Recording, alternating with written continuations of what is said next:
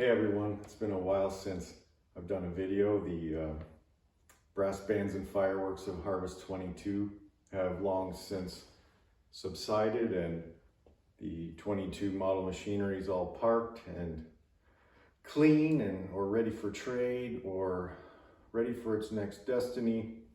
And now it's the season for carpet farming or spreadsheet farming or coffee shop farming, or wondering about next season and what that will bring.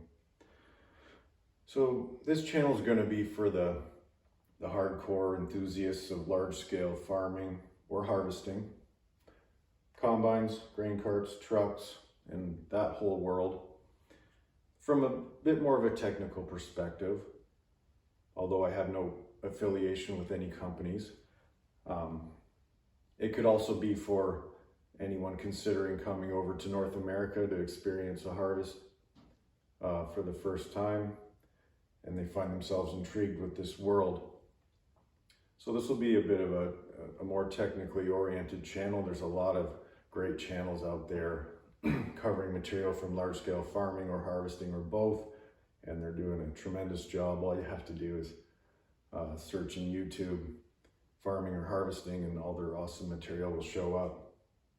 I'm going to go over an analysis tool here today that is meant for helping make decisions with machinery on different jobs, or at least understanding the differences.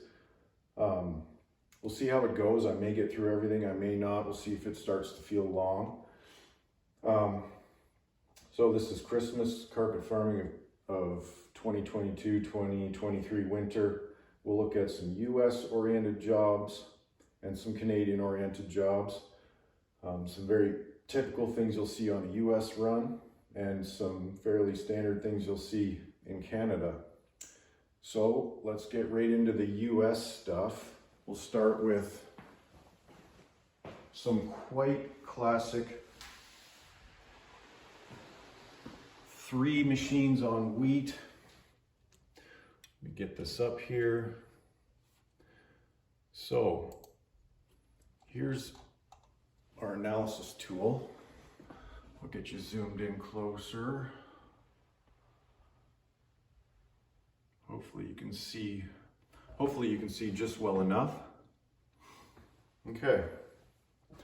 So this is an analysis tool to help understand, for a particular amount of acres and for a particular yield, what's the production going to look like for a certain number of combines? How many carts will we need? How many trucks will we need? What will the costs be, and all that sort of thing. So I'm just going to jump right into quite a classic thing that you'll see on the American run, wheat. Let's say we're going to just look at 2,500 acres of wheat. So that's 4 sections, approximately 4 sections. Let's say we estimate it's going to be making in the range of 60 bushels per acre. Okay. We have a place for fuel costs, harvest months, labor rate, and some other details which can be useful. We're going to look at the X9 a little bit later on a different job, but we're going to grab the tried and true Class 7 John Deere, and we're going to put 40-foot grain heads on it. We're going to have 3 of them, 3 combines. We'll just put them at 3.5 miles an hour.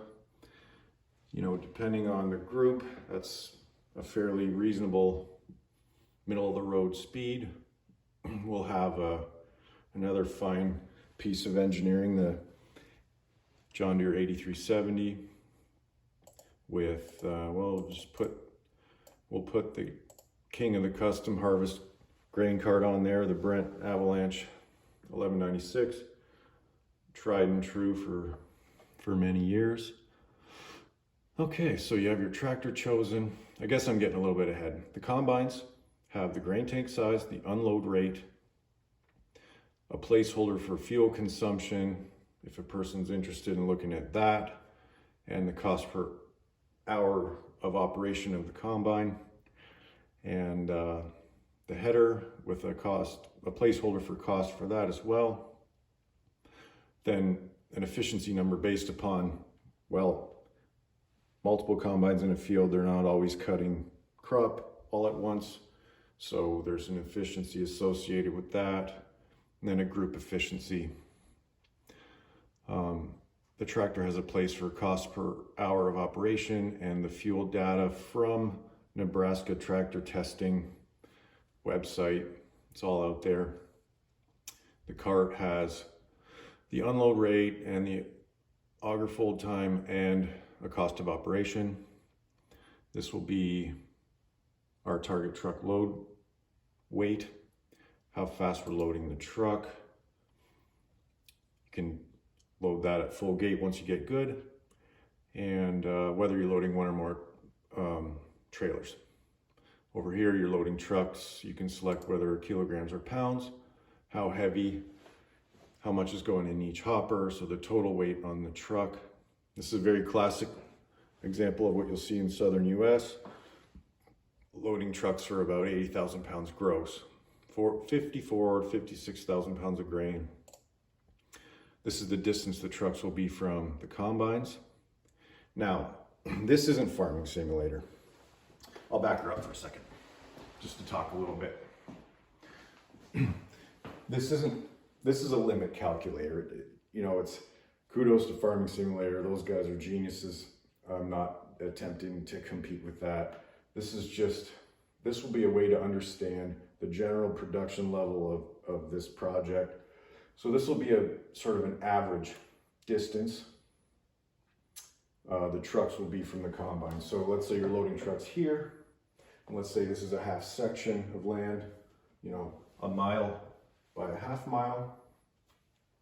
And let's say the whole field, the combines have been around the whole field once. The black represents unharvested crop. And this represents 1, 2, 3 combines traveling this way. And they're spaced a distance apart. That's the general idea of what we have going on here. And so this distance means if you obtain a cart load, if your cart becomes full over here, that's the distance you have to travel to get to the truck, something like 3/4 of a mile. Yeah, if your cart gets full over here, obviously you get lucky and you don't have to hustle to the truck. But if your cart gets full way over there, then you're gonna have to hustle to the truck. So, but without getting ahead of ourselves, let's keep walking through the tool. Okay, keep walking through the tool. There we are. All right, now distance to the destination, I don't know, let's put 20 miles. Loaded speed for the trucks, 35. Empty speed back to the field, 45, maybe a little faster. Dump time at the unloading destination, total time spent at the unloading destination. And this is field time, how long it takes to get in the field, turned around, tarp off, loaded, tarp back on and back on the highway. Place for truck fuel consumption and estimate of cost of operation per mile of the trucks. Now this is kind of these two tools are the bread and butter of this overall tool here. So I guess we'll get you as close as we can to that, to see that as well as you can. Okay, so this gives the group production, group bushels per hour for this job. Again, 3 Class 7 John Deeres, 40-foot headers, going 3.5 miles an hour, just shy of 3 trucks an hour. That's sort of the production rate. Here we have a distance to fill, which is pretty cool to know. So a mile, which means if the ends of the field are off, if the headlands are off, the combine can make it all the way through on a section, on a mile run. And that's a stock John Deere S770. So it can make it a mile. Let's say you want to know if we send 3 combines through the middle of the field or around the outside, how far can they go before the cart's full, and how long will it take? So let's say we send 3 around the outside. Well, they'll only be able to travel a mile. So that means you could go down the short side of a half section and halfway down the long side, and they'd be full. So that would help the cart operator to know that they'd be pretty justified in turning backwards to go load a truck, or perhaps continuing following the combines down the remaining half mile to get to the opposite corner of the field and maybe call for a truck to get over there. It just allows them to know what they're up against. So we're right at about 20 minutes per truckload. And this here is the spacing the combines are traveling. I showed you a second ago on the whiteboard, the distance D, how far they're gapped out. So that's running pretty close for dusty situations. So I don't know, we'll do 4 header widths of spacing. Now this tool here tells how many combine visits are required to obtain a truckload. Well, 1 visit per machine. Okay, visit each machine once while they're reasonably full, and you obtain your truckload. And this here is the manufacturer maximum speed of the tractor, and this is the user defined maximum speed of the tractor, which could be, the maximum of the tractor. It could be the owner's speed limit. The owner could say, you know what, I don't want to see anything more than 14, 15 miles an hour in the field, 16, whatever the case. But this gives the average long run ground speed of the tractor required to keep this job going, based upon the combines being, or the trucks being 3/4 of a mile from the combines. So even if, even if the combines or the trucks are a mile from the combines, get you guys seeing everything here. Even if the trucks are a mile from the combines, this is a pretty easy job to keep up with. 6 miles an hour to and from the trucks to keep these combines rolling. Not too bad. This here is how many trucks are needed on the job to keep it going, based upon a 20-mile trip to the unload site, 35 miles an hour loaded, 45 empty. So these are all estimates, but they give a snapshot of what a person can expect on this job. And let's say you're in a region doing quite a lot of fields, or quite a large field, and maybe you have quite a number of trucks running. Maybe you've hired some trucks. If this was 25 miles, now we need 6 trucks. So that's a fair number of trucks running. And as the field winds down, you can use your tools on your combines to get an estimate of how many how many acres are left, and then put that in here and quickly know how many trucks you should call back to the field once the field's winding down. And then this has a place for cost estimates. It's estimates, but it gives a quick snapshot of what to expect with jobs like that. So this is 3 Class 7 machines on wheat, quite a common thing to see on the US wheat run. Now let's do something interesting, just for the sake of interest. We will call this our baseline cost.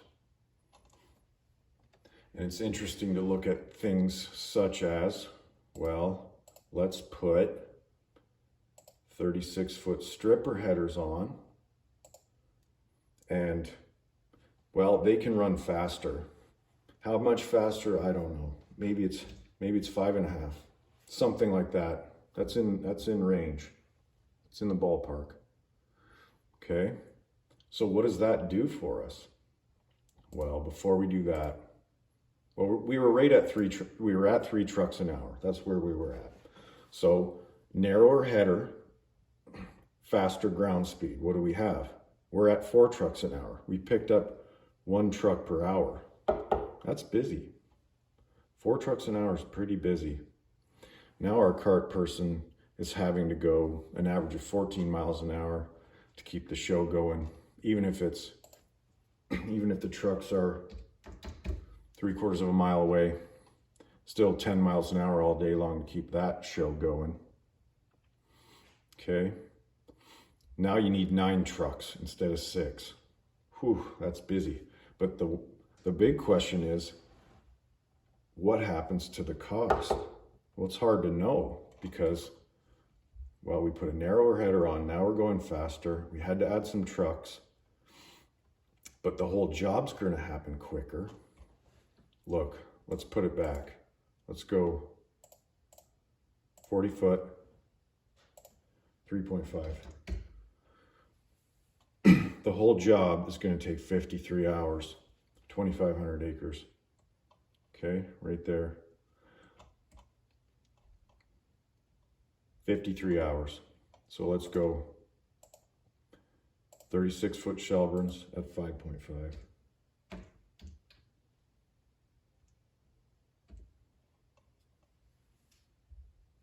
$38 hours.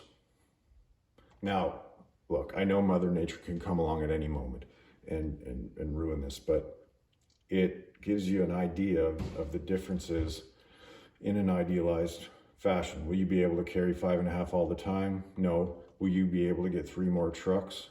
Maybe not, but it at least gives an estimate. I mean, even if we just did 4.5, still 46 hours versus 50, whatever it was. Only 1 more truck running. Okay. Cost savings, non-trivial by going faster, even having to add trucks. Okay. So let's quickly power through. Let's take the same team and let's move on to a fall job. Let's switch to Milo. Let's make it 40 bushel. That's not terrible. It's not awesome. 40 bushels per acre.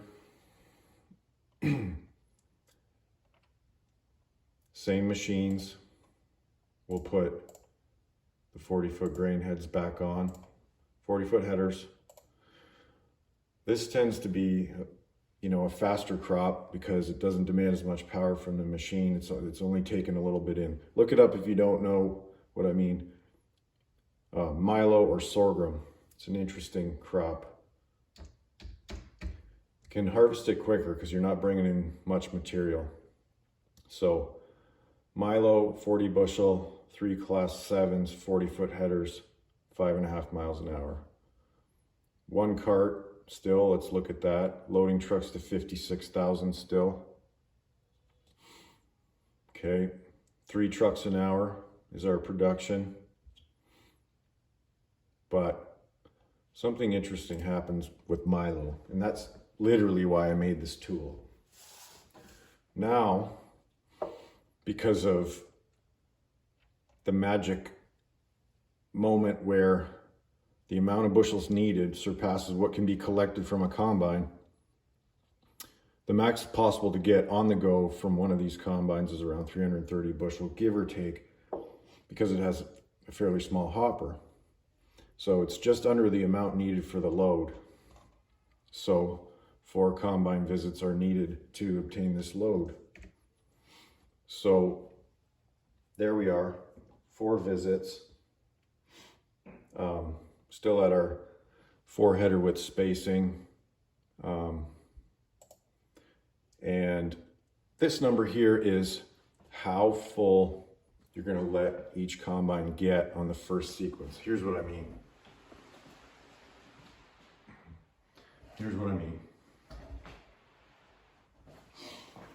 On Milo, when you come back from the trucks on a given sequence, you'll have to go leader, second, third, then back to the leader to get a full cart under certain circumstances if you're loading to that weight. What you ideally want to do is let everyone get as full as possible on the first sequence, first, second, third, so that when you get to the top off, you spend the minimal amount of time there and still get them empty. So that when you go load a truck and come back, nobody's full again. Whereas if you don't hustle to get your top off, it lets second and third fill up faster, and you could risk coming back to full combines. Again, this is a limit calculator. It's not always going to be that way, but the scenario will happen from time to time. So back to our numbers.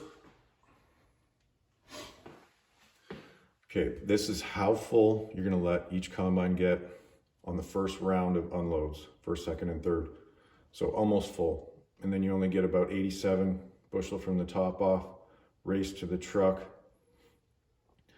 and load it. So this is your speed you have to run from the third place back to the leader to get the top off. So this is a 12-mile-an-hour day, all day long. So I was pretty surprised when I got to Milo. I'm like, well, the bushels per acre is lower, but it's a busy crop. Now here's where it just kept getting interesting. We got to a little bit better Milo, 50 bushel per acre. And that pushed it over the edge of only needing to visit each combine once to get the cart load.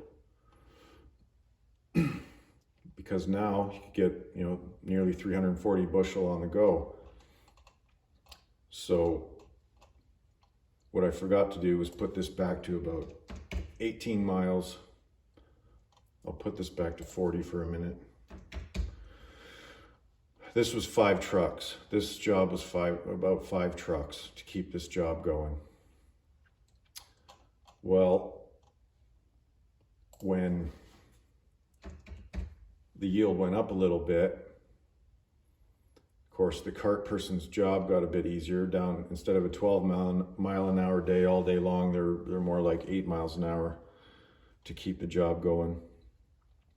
But it added a truck. So we were like, man, we're out of trucks. We just can't do that. So we started not cheating, but, well, we're in the middle of nowhere. The DOT won't know. Let's load them a little heavier. Let's get all we can from the trucks. So I gotta allow an overload allowance on my cart. So now we're loading trucks to 31,000. Our bushels that we're getting for the load is now over 1,100. Well, now I'm back to needing to go to get a top off again, see the, 4 combine visits. So now it's like, it's become crazy. The job went up by 10 bushels, which doesn't sound like much. You go from a pretty easygoing day to crazy busy, and it still didn't save a truck. We were right on the edge of the trucks that we had. So then what I had to do is get more, had to get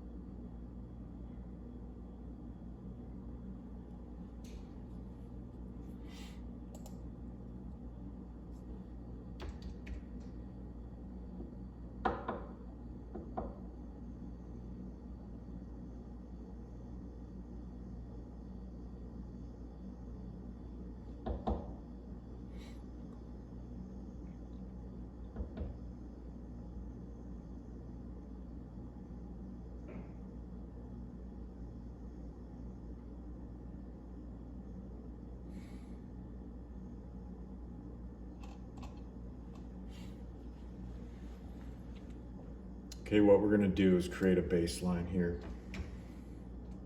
We're gonna create a baseline. We're gonna go back to 40 and back to loading trucks reasonably.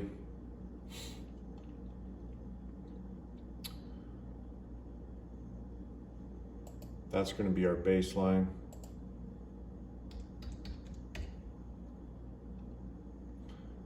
$12-mile-an-hour day, all day long. That's going to be our baseline.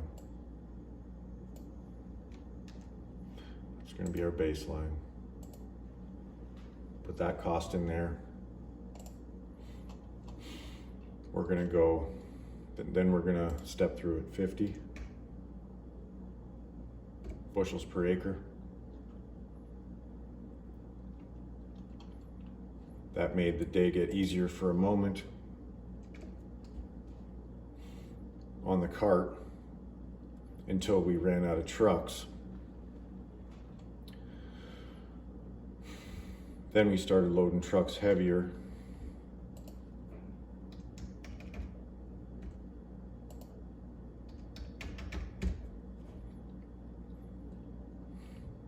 Then we were back to having to do 4 combine visits, but just couldn't keep up. Just couldn't keep up. So the inclination is, or the thought is, well, we need to add a cart. We need to add a second cart. We need to add a second cart right here.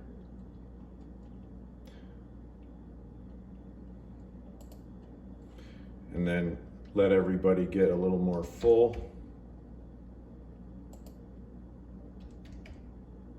Something like that. There.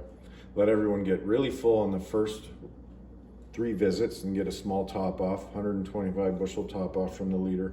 Now we have 2 carts running 10 miles an hour all day long. And all that happened was the bushels went up by 10. It's like, wow. And we had to add a truck. So look what happened to the cost. This is a 2,500 acre job. Cost went up by about 10 grand. Now, you'll see divided camps on Class 7 machines. That's this right here. Okay, you'll see the bins. If you look really closely on a Class 7 deer, right here, the hoppers are smaller. You'll see a lot of teams running bin extensions on Class 7 deers. So let's look at what happens when you do that. Okay, look, 3,700 bushel an hour. All I'm gonna change is the combine here for a moment. I'm gonna put a Class 7 with extensions, 3,700 bushel an hour, so nothing changed there. We're back to 3 visits. All of a sudden, 2 carts at 3 miles an hour. Now we can go back to 1 cart, 7-mile-an-hour day, all day long. So what are the extensions buy the cart operator time on a situation like this? So, yes, large bins make sense from the immediate perspective of, yes, you can go down, you can travel further before you're full on a given instance. Yeah, but the cool part about extensions on multiple combine operations is the amount of fill time. But the price of that is the cart operator must get them empty. Otherwise, they're just back to square one. If they get behind and they don't get the combines empty, then the combines are just riding around with 100 bushel in the bottom of the tank all day, and they're back to the same problem. But I found that interesting getting to Milo, because especially if a team runs all year on wheat and they get really good as a team, and all of a sudden they go to a new crop and it's like this crazy surprise. So thanks for bearing with me on that small delay. I think I'll cut this one off for now. In the next video, we'll look at corn, Class 7 John Deere's, Class 8s, and the Mighty X9. Thanks for tuning in.